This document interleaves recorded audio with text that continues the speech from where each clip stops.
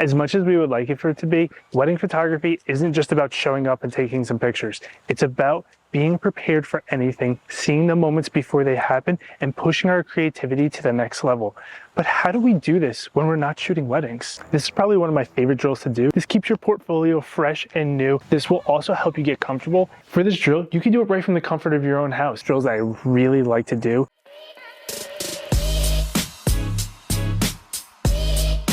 What's up? My name is Jay LeBlanc, wedding photographer and photo video educator. Whether you're just starting out or trying to fine tune your creativity, these drills will help push you to new limits, see new things, and improve your wedding skills while you're not even shooting weddings. I've tried the daily photo challenges, but they're unnecessary and don't really translate to weddings. And I've watched YouTube videos as I sit on my couch with my second bucket of popcorn and think to myself, yeah, I could do that. Meanwhile, I haven't touched my camera in 3 weeks, but nothing beats time with your camera in your hand when it comes to photography. So today I'm sharing with you 5 drills that I like to do when I want to practice my wedding photography when I'm off duty. These drills aren't meant for you to create award-winning images. They're meant to push your creativity and for you to learn how to become comfortable with being uncomfortable. So one of the first drills I really like to do is to limit your focal length. Even if you're using a zoom lens, using one focal length makes you be more deliberate about your composition. In wedding photography, we often switch our focal lengths to capture different scenes. But by limiting ourselves to one focal length really forces us to look at a scene and analyze it for what we're given. This will help you to anticipate a shot and really make the most of whatever gear you currently have on you. Because sometimes you don't have the ideal lens to make an image, so you have to learn how to use the lens that you currently have on and make the best picture possible, because candid moments happen all the time right in front of you. And if you don't have the right lens, you can't say, hold on, let me go get the right lens and switch it. And then can you guys have that moment again? It's just not gonna be the same. So having to make the most of what you have will really go a long way. So what I like to do to practice this is I will go out and force myself to use one focal length. I'll either use a prime lens like a 35 or a 50, 85, whatever you have, or I will take one of my zoom lenses and I'll set it to one of the focal lengths that I can clearly read on the lens. This is my 28 to 70. It has 28, 35, 50, and 70 marked on here. So I'll set it to maybe 70, and I will go out and only shoot at 70 for the entire time that I'm shooting. I'm not allowed to turn my zoom ring at all. It's amazing how much placing this one small restriction on yourself will force you to really adapt to create better images. It'll force you to really think about the framing and the composition.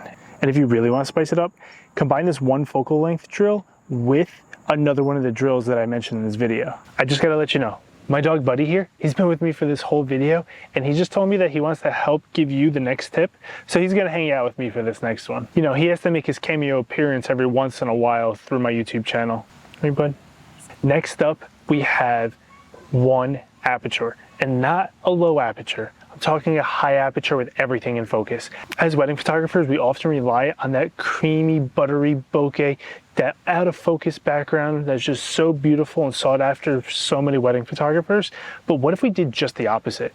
Let's take our f-stop, let's put it to f11, f16, and try and make a good image with everything in focus. This forces you to focus more on what's in the scene than just your subject. You have to be cognitive of what's in the background because it's going to be in focus, it's going to be part of your image. This will also help you get comfortable in capturing environmental details and telling the complete story of the day. So how do we practice this? We're gonna spend the day with a higher f-stop. Lock your camera into f11 or f16 and shoot at that f-stop all day long. This is gonna force you to rely on other compositional elements other than depth of field to help create visual interest and a good image. You have to focus on layers and leading lines and other compositional elements that'll help create a visually appealing image. Lighting can make or break a photo.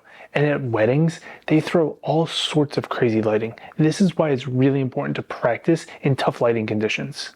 During a wedding, you might encounter all types of lighting situations, from dimly lit venues to mixed lighting to harsh sunlight. By practicing in any of these situations, it'll teach you how to quickly adapt to any of these lighting conditions. This drill will help you develop a keen eye for how to notice lights, darks, highlights, shadows, and work with those challenging lighting situations. For this drill, you can do it right from the comfort of your own house. It's as simple as turn on your overhead lights, turn on your TV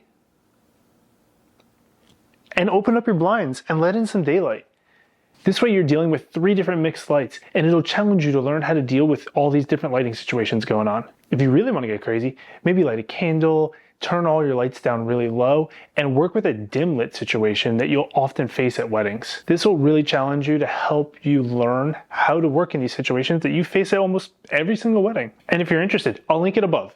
I have a video where I go through how to edit pictures that are shot in these mixed lighting situations. Next up is try and create something new in the same location. One of the challenges that we face as wedding photographers is we often shoot in venues that look similar, or we might even just shoot in the same venue repeatedly. To keep your work fresh, it's important to see familiar places in new ways. When we shoot at the same location, it's easy to fall into a routine of creating the same images. By challenging ourselves to create something new in a familiar location, we'll push our creativity. If you create the exact same images every time you're at a wedding at the same location, you might as well just Photoshop different faces onto the same bodies. So practice this by visiting the same location multiple times. Go to a local park, bring your dog, bring your wife, your husband, your friend, your children, whatever it is, and focus on trying to create new images each time you go. Focus on different lighting, different angles, even the time of the day.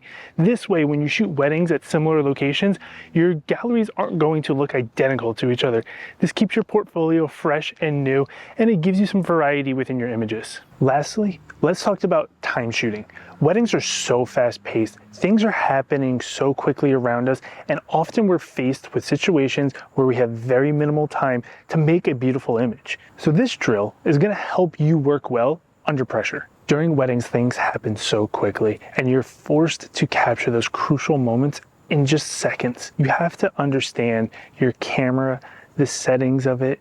You have to walk into a scene, look at it, analyze the light, analyze the background, foreground, midground, and come away with a good image. So the way I like to practice this drill, I like to go to a location or a scene, or even have somebody else assign me that scene or location. Set a timer, 30 seconds, 1 minute, 2 minutes, whatever you're feeling, but keep it short and force yourself to come away with an image of a person, still life, a landscape, whatever it is, some subject, and create an image in a short time period that is of high quality. If you really want to spice things up, leave your camera in the bag before you start the timer. Get the camera out, turn it on, dial in your settings, and create that good image in a very short period of time. Try and create 1 to maybe 5 images, because this is realistically what happens on a wedding day. Often we're dealing with other people's timelines and things that they need to get done, whether it's a wedding planner, the venue, or one of the other vendors.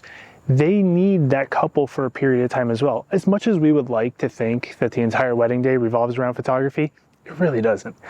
So what we need to do is we need to learn to work fast and within time constraints. So practicing this drill will really help sharpen your skills. This is probably one of my favorite drills to do to help dial in those skills that require you to work within time constraints and under pressure. So give this one a shot. I'm sure you'll enjoy it. And the best part about this drill is you can do it as many times as you want and anywhere you want. You could be sitting in a plane seat, flying to your vacation. You could be sitting on your couch, just watching a show and say, okay, 30 seconds, go, make a good picture. You can even use your cell phone for this drill. Whatever it is, just try and challenge yourself to make a good image in the scene that you are given to help sharpen those skills of working quick under pressure. So what do you think? Are you gonna give any of these drills a try? Or do you have any drills that you'd like to do on your own? With my athletic background, I look at it like this. You don't just go to the gym or to practice with no goal in mind. You go with a plan and intention. And the same goes for photography. If you practice it with intention, you're going to get better. If you just go out and shoot, sure, you might improve, but it won't be as quick. So make sure when you do practice your skills, practice it with intention to improve certain aspects of it. I really hope some of these drills will help you out with your photography. And until next time, peace.